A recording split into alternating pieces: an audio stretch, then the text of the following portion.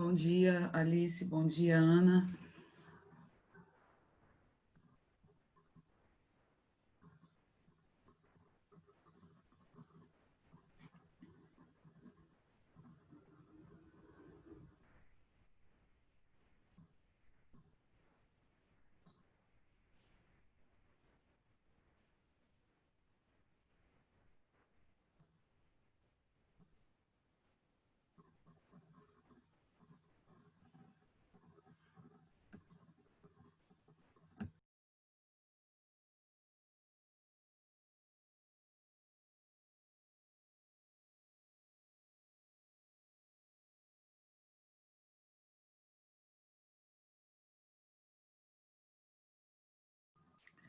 Bom dia.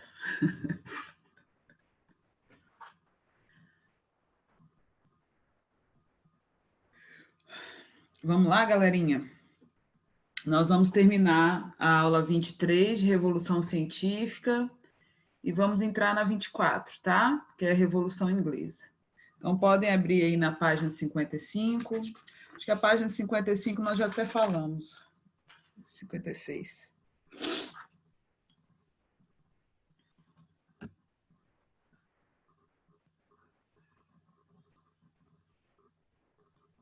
Esperar mais um minutinho e a gente começa.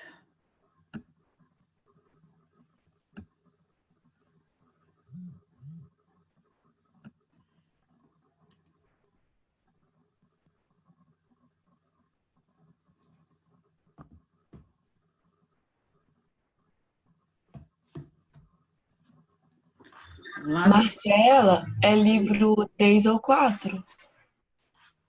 A aula 23 ainda é livro 3. Tá bom, obrigada. 24 também. A gente só vai mais 2 aulas para terminar o livro 3. Mas terminar hoje. Vamos lá. Na aula passada eu já trouxe para vocês alguns cientistas desse processo, dessa revolução científica. Recordando aqui, né, porque eu fiquei sem internet, dias que chovem muito aqui, fica meio complicado. Nós começamos a falar das transformações ocorridas no início da Idade Moderna, né, que levaram à Revolução Científica do século XVII. A ciência é uma caminhada, né, nada acontece por acaso, e tudo que aconteceu no século XVII foi conclusões, aliás, extensões de estudos feitos a partir do Renascimento, que falamos lá atrás, né? Que foi um movimento que rompeu muita coisa no início da Idade Moderna. Então, na última aula, nós falamos de Galileu Galilei, falamos de Newton, falamos de René Descartes. Hoje a gente vai falar um pouquinho de Francis Bacon e depois do que foi construído nessa época e de como que isso impactou na sociedade do período, as barreiras que a Revolução Científica enfrentou também durante esse período, ok? Então, alinhando ao que nós falamos de René lá atrás, Francis Bacon ele trouxe mais uma forma de análise do método, né? Na realidade, ele desenvolveu a base do que nós chamamos de metodologia científica. Eu cheguei a explicar isso aqui para vocês, foi quando a internet caiu na segunda-feira, né? Eu busco, de várias formas, conhecer o sujeito, aquilo que eu estou estudando. E, se eu não me engano, eu terminei, a aula parou na hora que eu estava explicando como que é feita uma dissertação, como que é feito um TCC, uma monografia, né? Os nomes mudam, mas na verdade é o quê? Uma pesquisa. Como se faz uma pesquisa? Né? Então, aqui ele aponta, dentro do método científico, as etapas para se chegar a uma conclusão. Por isso que é muito complexo, é muito até triste de se observar a análise rasa de movimentos, né? Como que nós estamos vivendo agora, por exemplo, como os que vivemos há pouco tempo atrás. Isso no que diz respeito à política, à sociedade, né? A todas as ciências.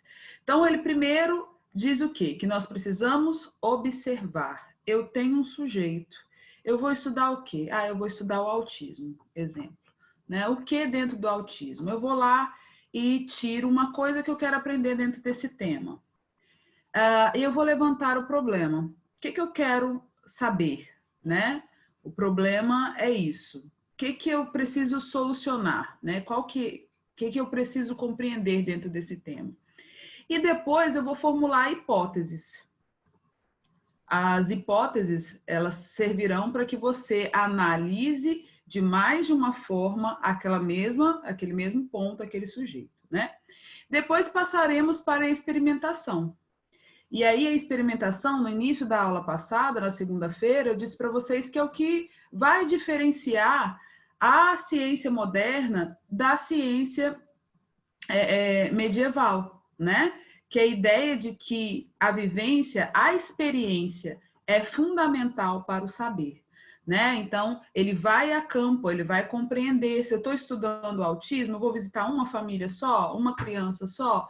Não, eu tenho que buscar o maior número possível para tentar compreender o comportamento dessas crianças de várias formas. E só depois chegar aí à conclusão. Então, não é uma coisa feita de uma hora para outra. Eu não posso chegar a uma ideia, eu não posso chegar a uma teoria lendo um livro só sobre determinado tema, né? Por isso, a análise, ela precisa ser profunda e baseada também nas experiências, né? Bom, agora que a gente já falou da maioria dos cientistas, eu fui bem além daquilo que o material de vocês trouxe, porque eu trouxe vários cientistas, né, dessa transição da Idade Média para a Idade Moderna.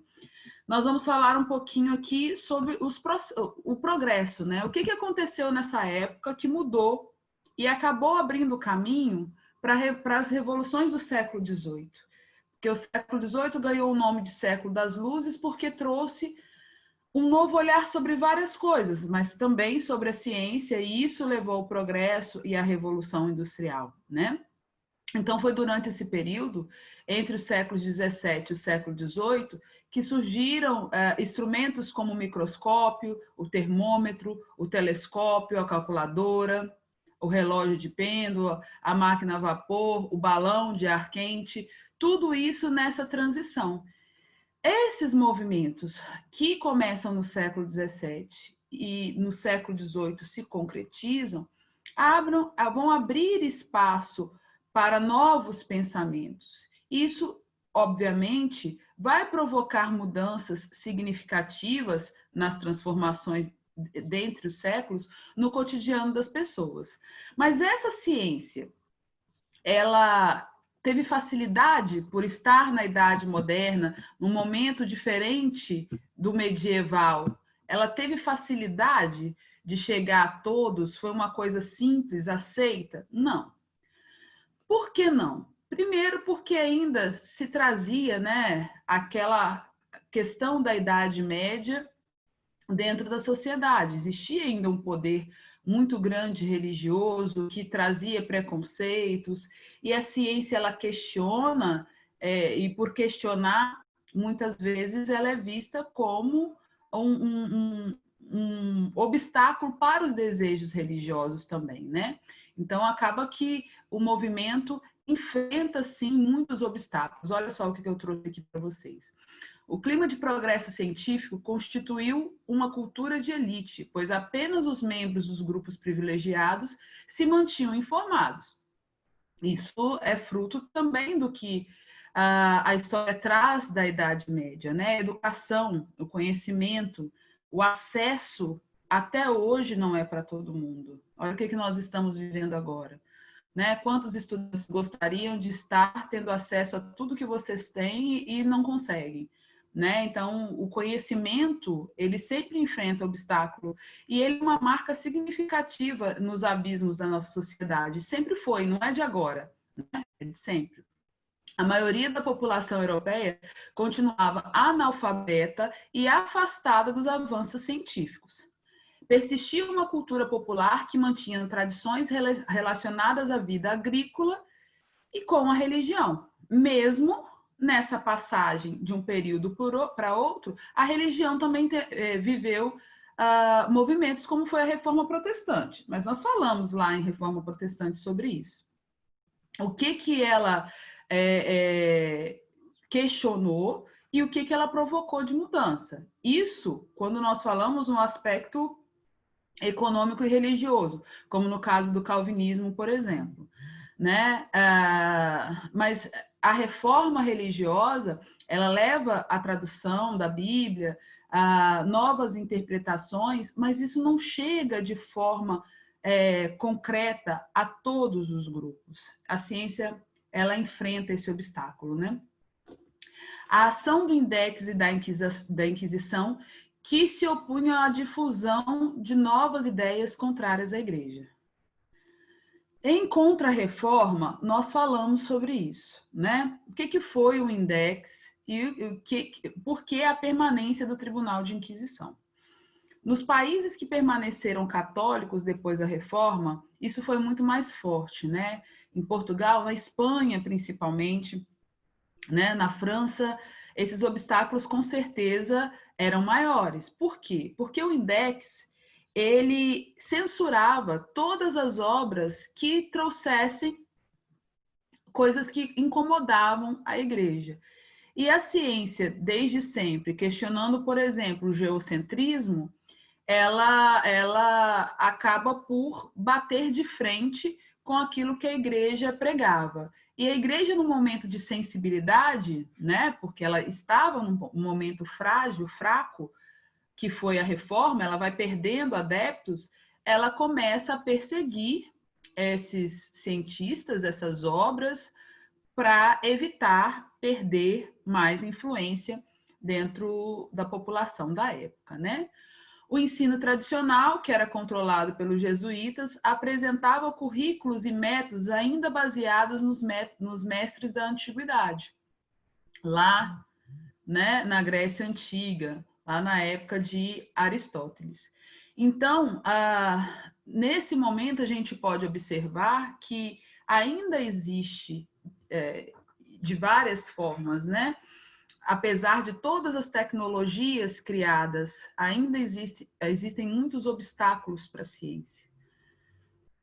Hoje, eu acredito que é ainda mais forte, porque hoje o acesso ao conhecimento, para alguns, é fácil, mas não o conhecimento concreto. Por exemplo, deixa eu deixar bem claro para não criar confusão.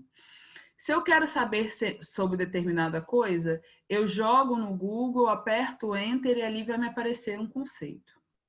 Você vai saber imediatamente, em 2, 3 frases, do que se trata. Mas você vai conhecer as vísceras desse tema? Não. Como que eu vou conhecer isso? Se eu for lá no final dessa pesquisa, buscar as obras que foram baseadas para chegar àquele conceito, ler essas obras, buscar compreendê-las e aí criar um conceito. A ciência, hoje, ela enfrenta problemas que se alinham a outras coisas. Concepções religiosas era o principal problema dessa época aqui, do século XVII. E hoje a ciência bate de frente aí com aspectos políticos também, né? Então, na nossa última aula, antes de começar a pandemia, nós conversamos sobre isso, eu lembro muito bem, né? Que eu falei que a gente não pode buscar justificativas religiosas para o que está acontecendo, que o correto era buscar conhecer o nosso problema de forma real. E se naquela época, né, se há 110 dias atrás, nós tivéssemos buscado conhecer, quando eu falo nós, eu falo de todo mundo, tá? De forma concreta esse nosso inimigo invisível aí, talvez hoje estaríamos voltando à nossa realidade mais seguros, né? No entanto, o que aconteceu nesse momento? Foram tantas discussões políticas ao redor de um problema que acabou dividindo ainda mais a população e hoje nós entramos aí num momento de fragilidade muito grande, próximos, eu diria, do caos, né? Com certeza. Queridos, eu preciso saber de vocês, se vocês têm alguma dúvida aqui, para eu poder passar para o outro material. Alguma dúvida sobre Revolução Científica? Vocês leram o capítulo? Já fizeram? Marcela, Oi, amada. a Babi tá com umas dúvidas lá no chat. Quer que eu leia para você? Espera aí, que eu vou olhar lá agora. Espera aí. Deixa eu ver se eu chego lá. Chat. Lê para mim, por favor, que eu não estou conseguindo abrir. Você Realmente. lê? Aham. O iluminismo vem logo depois? Século Pergunta. XVIII. Aham. Logo É, depois. ou já se iniciava desde o início desse século das luzes? Olha só, o século das luzes é o século XVIII. Os movimentos que nós falamos agora é da transição do século XVII para o século XVIII, né? O iluminismo, ele vai fazer uma nova leitura dos aspectos políticos e religiosos, sociais também, econômicos da sociedade da época. O principal questionamento do iluminismo era o quê? Era os privilégios da nobreza e do clero. Então, ele vai meio que pegar uma onda nesse processo que começa no século XVII, porém, buscando analisar as ciências sociais. Eles analisavam a sociedade em si, os movimentos sociais. Entendeu? Mais alguma pergunta? Aí ela, eu digo isso pois me lembro que houve a criação de enciclopédias e etc., para que Sim. as pessoas pudessem ter acesso ao conhecimento, mesmo as camadas populares, ou seria engano meu? Sim, no século XVIII. Mas aí lembra que a enciclopédia ela foi perfeita, né? Trazia o conhecimento resumido, em ordem alfabética, numa linguagem simples, foi organizada pelos iluministas, porém ela foi perseguida pela igreja, ela foi perseguida pela Inquisição, ela foi censurada, tá? Justamente porque questionava os privilégios da igreja. Depois virou aí o principal instrumento de acesso ao conhecimento durante gerações, né? Durante gerações mesmo. É isso. Vou passar para o outro. Já tem mais pergunta? Tem mais pergunta, Ana? Não, só essas mesmo. Então vamos lá para a página 60, porque a gente vai continuar falando de revolução. Continuamos no século XVII, tá bom? Vamos lá. Olha só. O tema da aula 24 é Revolução Inglesa, ou as revoluções inglesas, porque nós vamos dividir em etapas. Ok? Mais uma vez a gente vai lembrar o significado da palavra revolução, que narra rompimento.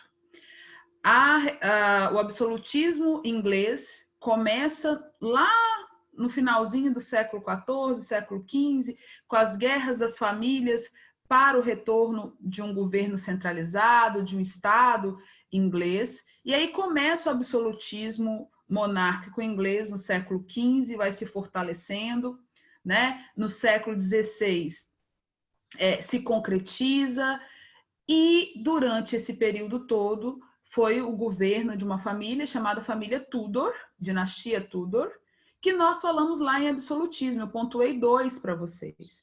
Henrique VIII e Elizabeth I.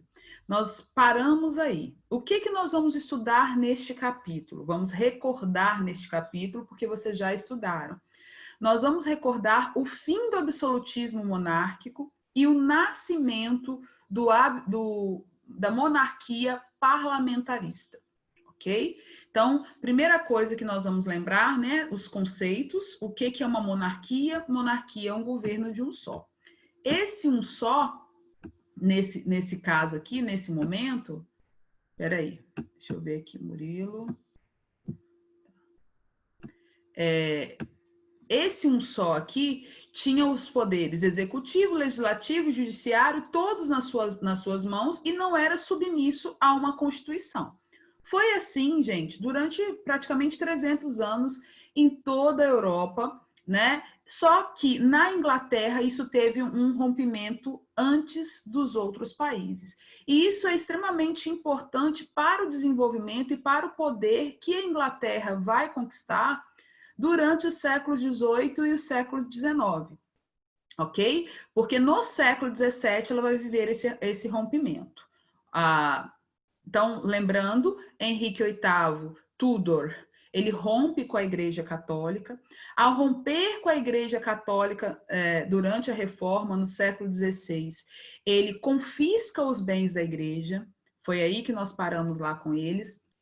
Esse confiscar dos bens da Igreja permite com que a Inglaterra invista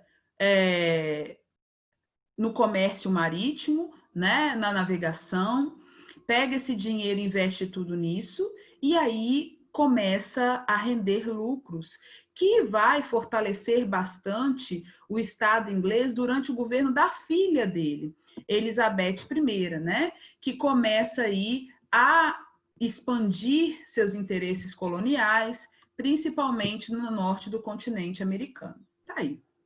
Elizabeth I foi a última rainha da dinastia Tudor. Ela não deixa herdeiros.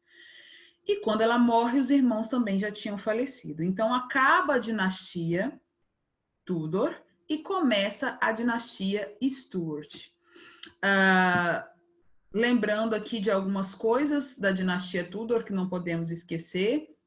Foi um absolutismo com apoio da burguesia, isso muito mais forte depois da Reforma Protestante, centralizador. Durante esse período eles fizeram tudo que a burguesia queria, né? Criou uma moeda, sistema de peso, medida, o que facilitou o comércio. Então, existia uma proximidade muito grande desse Estado com a burguesia.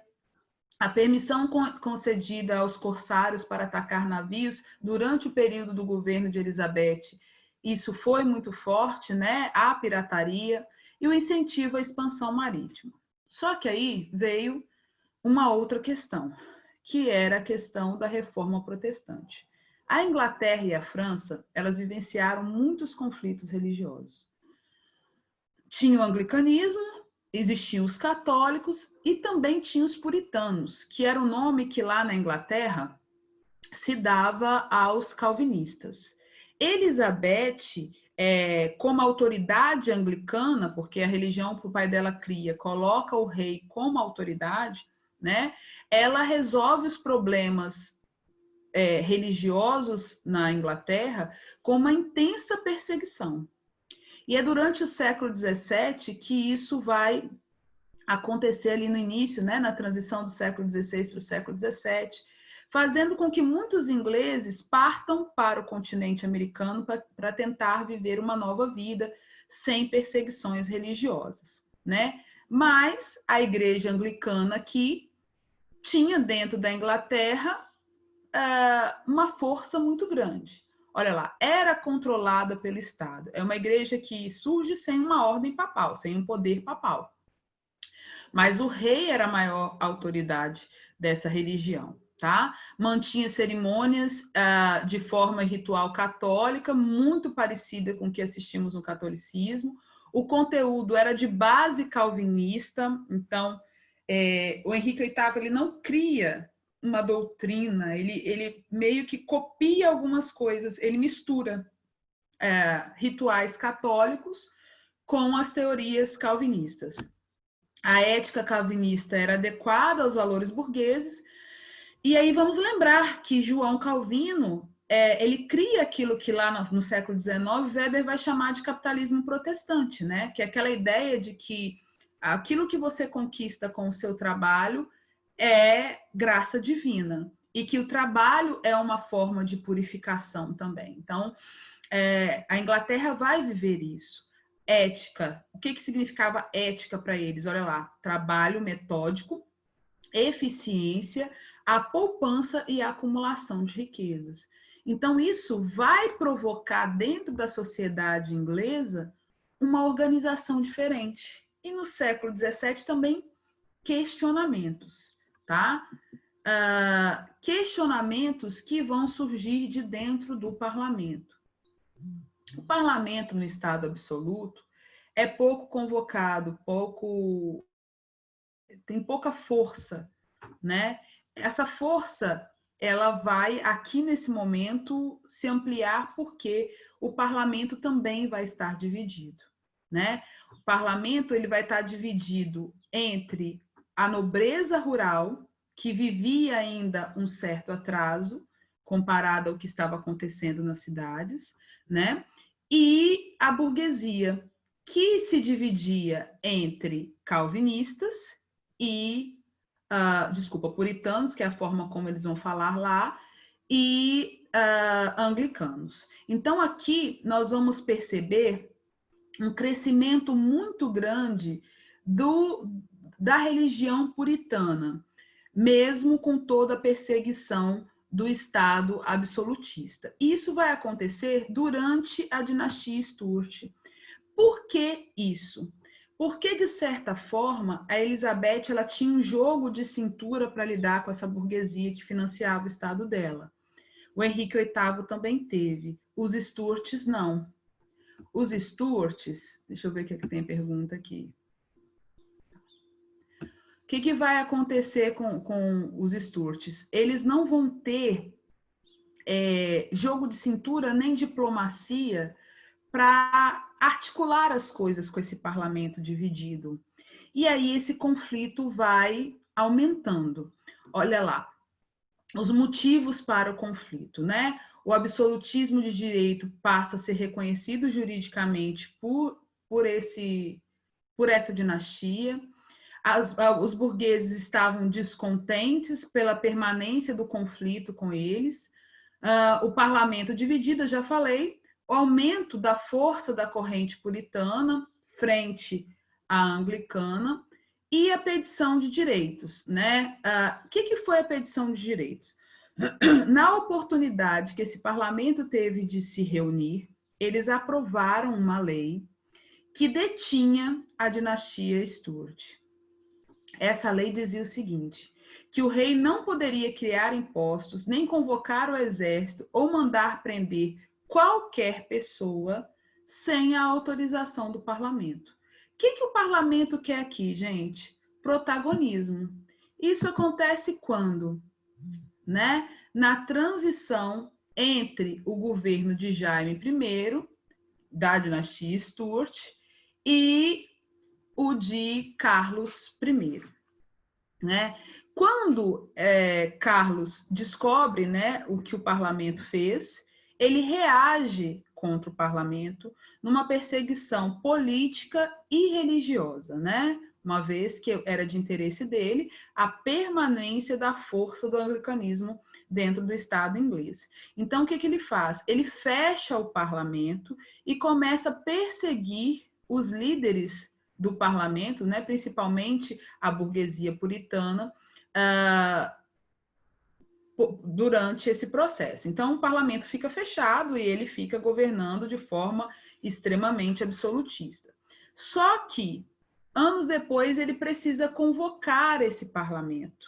Por quê? Porque na petição de direitos que chega à população, fica claro que ele não poderia aumentar impostos, ele não poderia convocar exército sem que o parlamento votasse.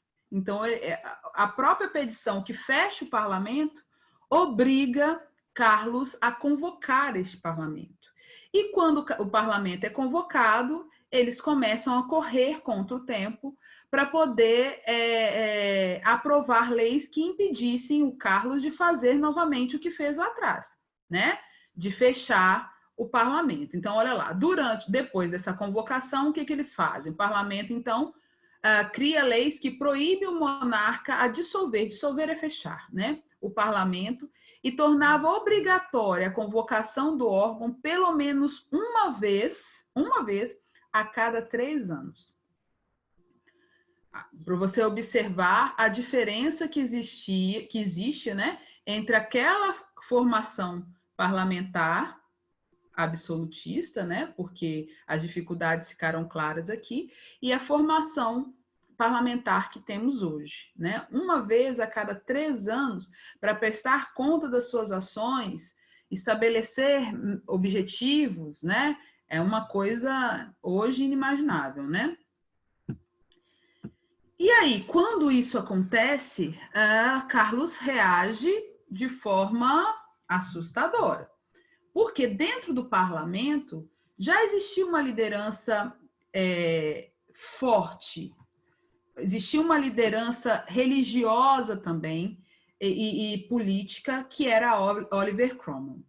Então, nasce aí uma rivalidade muito grande. E Oliver, o que ele faz? Ele organiza um exército, ele se organiza politicamente e belicamente contra esse rei, a fim de deter as ameaças que ele fazia. E é nessa organização do parlamento contra o rei, desse parlamento que era dividido entre nobres rurais, que já não tinham tanto acesso ao rei, pequenos comerciantes, pequenos proprietários de terra, burgueses e puritanos, católicos, né? Essa divisão aí, se organiza um conflito entre esse parlamento e o rei. O rei consegue o apoio da alta nobreza, de alguns católicos, contra este parlamento. E aí que tem início uma guerra, né? Por isso que nós falamos revoluções inglesas, porque é um conflito, é um movimento dividido em 4 fases. Olha só o tempo imenso que durou isso, né? Mais de 40 anos. Começa em 1642 e termina em 1689. Dividido aí em 4 fases. A primeira fase foi a Guerra Civil, que é uma guerra do parlamento contra o rei. Por isso, a população que estava contrário a esse poder exacerbado do rei vai para a rua lutar ao lado do parlamento. Então, a Guerra Civil começa em 1642 e vai até 1648. Vamos falar um pouquinho dessa Guerra Civil, né? Porque ela começa a partir do momento que Carlos I manda invadir o parlamento e prender, né, os principais líderes desse parlamento. O principal líder desse parlamento era esse cara que está embaixo, ó, Oliver Cromwell. Esse líder parlamentar, ele tinha do lado dele a burguesia, os pequenos, a nobreza, gente, aí é a nobreza rural, que já não tinha muito poder, camponeses pobres e os pequenos proprietários rurais. O rei tinha do lado dele quem? A nobreza anglicana, né, mais alta nobreza inglesa, e a católica, os grupos de católicos, né? E é nesse momento que Oliver começa a criar uma nova forma de organização de um exército, que não era um exército do Estado, era o exército do parlamento, o exército que contava com civis, né? Criando um novo modelo de disputa, uma nova ordem dentro do exército, onde as pessoas ganhariam titulações caso vencessem e fossem fiéis a ele durante esse período. E não é difícil entender quando se comove a população e busca apoio daqueles que eram excluídos, quem vai vencer aqui, né? Quem vai vencer aqui é o parlamento. O parlamento vence, Oliver Cromwell vence, e aí tem fim a monarquia absolutista, por enquanto, a monarquia absolutista na Inglaterra, né? Carlos I é preso e condenado à morte, coisa que era comum na época, né? Ele foi decapitado em 30 de janeiro de 1649. Mas ele deixa seus herdeiros políticos, ele deixa seus filhos, né? Então, a gente vai viver aqui um período de experiência republicana. Depois da Guerra Civil, a Inglaterra vai viver uma experiência republicana. Nunca tinha vivido isso, né? Então, o que se esperava? Se foi um movimento articulado por um parlamento que buscou apoio da população, nós vamos imaginar um governo participativo, então teremos eleições, né? Como que vai ser isso? Não foi assim. Olha só, Oliver Cromwell ficou quase 10 anos no poder. Isso já mostra que não existia uma república muito levada a sério, né? Porque ele ficou 10 anos no poder sem convocar uma eleição, alguma coisa estava errada aí, né? Ele forma a comunidade britânica, decreta o ato de navegação. Esse foi o principal ponto do governo dele. Não pode esquecer isso aqui de jeito nenhum, senão você não entende o desfecho do conteúdo. Por quê? O que foi o ato de navegação? No século XVII, a Inglaterra já tinha uma manufatura muito bem estabilizada. Boa parte do que a Inglaterra produzia era transportada e comercializada pela Holanda. O ato de navegação dizia o seguinte, que a partir daquele momento, daquela assinatura, tudo aquilo que fosse produzido dentro da Inglaterra seria comercializado por ela e não mais pela Holanda.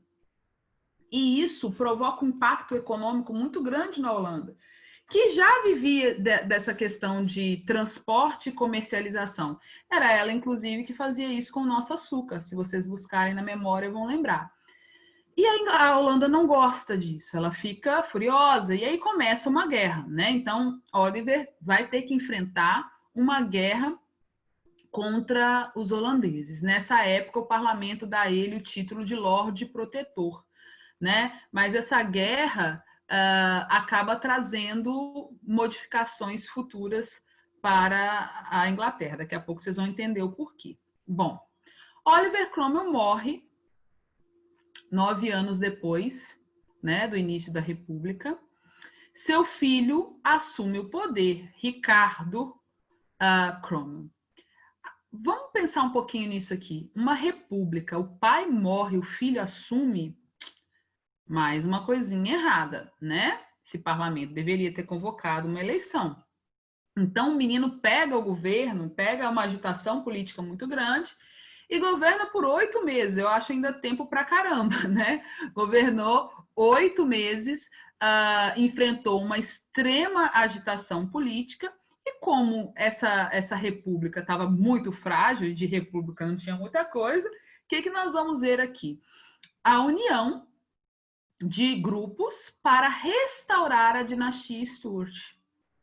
Então, Carlos II, filho do Carlos I, né, assume o trono britânico, né? E depois o seu irmão, Jaime II, tenta de todas as formas restabelecer o absolutismo. Por quê? Uma vez que eles já tinham, de certa forma, avançado com a Guerra Civil e com essa república um tanto quanto, né, questionável, porque o Estado absoluto, vocês sabem muito bem, vai privilegiar muito essa camada da sociedade. Aqui tinha um interesse político, tinha um interesse religioso e tem a questão do poder, né? Da tradição. Eu sou herdeiro de uma dinastia. Eu quero ter de volta aquilo que os meus antepassados tiveram. Então, nós vamos assistir esse retrocesso. 9 anos depois, 10 anos depois, né? Porque aqui foram 8 meses do governo de Ricardo. 10 anos depois, a restauração. Então, tivemos a Guerra Civil, o período republicano e agora a restauração monárquica. Bom, o parlamento inglês já não tinha mais aquela mesma inocência do início da Revolução, que leva a uma guerra civil, e é óbvio que uma guerra civil somada a um governo republicano, mesmo que tenha ali grandes fragilidades, não vai aceitar muitas coisas dentro dos aspectos absolutistas que Jaime II queria. Ele queria voltar a ter a força política religiosa que os pais, né, que os tios e o pai e o avô tiveram. Dá certo? Não dá certo. Por quê? Por conta de uma coisinha que eu falei uns minutinhos atrás aqui, que eu falei, ó, não pode esquecer. Isso aqui é fofoca, é fuxico histórico, né? Não pode esquecer do ato de navegação e da guerra contra a Holanda. Os holandeses perdem o transporte dos produtos ingleses. Eles vão perder muito dinheiro com isso e vai nascer aquele desejo de revanchismo. Durante mais de uma década, esses dois territórios tiveram ali... deixa eu ver a pergunta. Não tem pergunta. Tiveram ali afastados politicamente, aquela rivalidade e tal. E aí, qual seria a forma de resolver isso? Aproximar as duas coroas, aproximar a Holanda e a Inglaterra através de um casamento. Jaime, então, casa sua filha, Maria Stuart, com o príncipe herdeiro da Holanda, Guilherme de Orange. Casou. Ai, casamos, vamos, né, passar por cima deste momento que a República deixou, porque Oliver perseguiu e quebrou aquela coisa toda. E aí, enquanto esse casamento era articulado, as coisas iam acontecendo dentro das duas famílias, né? Os problemas dentro do parlamento continuavam. Por quê? Porque Jaime queria voltar com o absolutismo e o parlamento não. Como o parlamento não queria, começa um novo conflito, mas por enquanto um conflito diplomático, né? Assim, um debate político, né? Não diplomático, um debate político. É quando Guilherme de Orange, genro de Jaime I, procura o parlamento e diz o seguinte: olha só, a herdeira do trono é minha mulher, né? É minha mulher. Eu quero fazer um acordo com vocês. Se vocês tirarem o Jaime do trono, ela assume o poder, nós assumimos o poder, dando plenos poderes ao parlamento. E o parlamento, opa, como assim? É isso mesmo, ela assume dando plenos poderes ao parlamento. É óbvio que tem aqui, né, o charminho histórico, a brincadeira, mas foi mais ou menos isso que aconteceu mesmo. Guilherme se coloca ao lado do parlamento contra o sogro. E aí começa uma guerra entre o genro e o sogro, que dura mais ou menos um ano, né?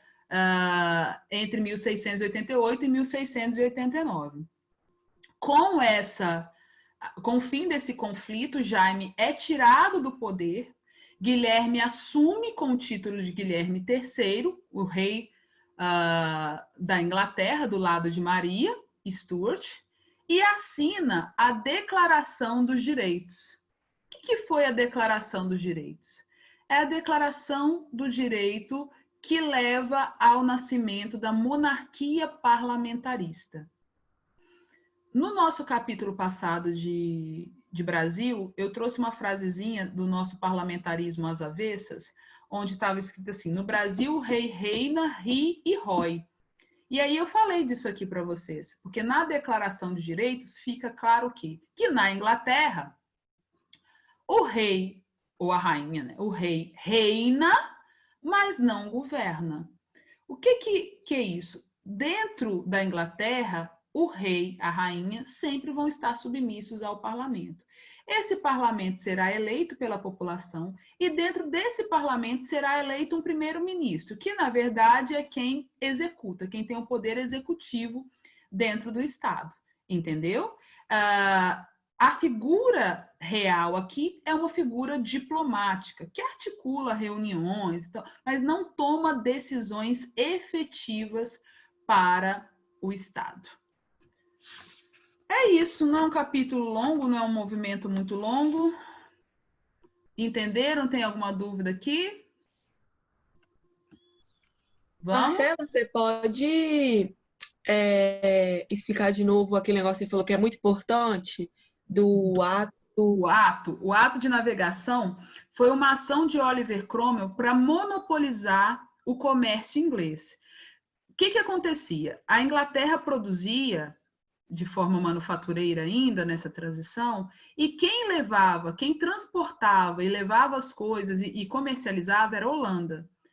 A partir do momento que o ato da navegação foi colocado em prática, a Holanda sai desse negócio.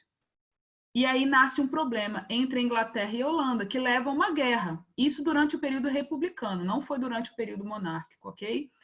E aí, quando acontece isso, há um afastar da família real holandesa da Inglaterra. Quando a monarquia inglesa é reconstituída, volta ao governo, eles buscam uma aproximação entre essas duas famílias, aí casam os filhos. Nesse casar dos filhos é que o golpe, né, que a gente chama de Revolução Gloriosa. Por que é Revolução Gloriosa?